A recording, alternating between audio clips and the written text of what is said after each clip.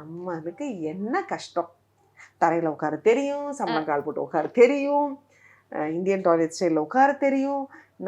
நமக்கு அந்த பர்த்திங் பால் தேவையா அப்படிங்கிறது எனக்கு சீரியஸாவே தெரியல. தேவையில்லை அப்ப. ஆமா, இந்து என்னை பொறுத்த வரைக்கும் நான் யாராவது என்கிட்ட கேட்டாங்க, ஐயோ நிறைய கிளாஸ்ல இருப்பாங்க இப்படி பண்ணிக்கிட்டே. செகண்ட் வந்து எனக்கு அதுக்கு வந்து ஒரு ஹால், இன்னொரு person needs to hold hand and support.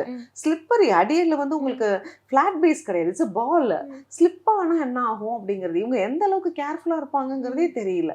So இது எனக்கு பயங்கர த்ரெட். எனக்கு என்னால் அதை அட்ஜஸ்டே பண்ண முடியாது.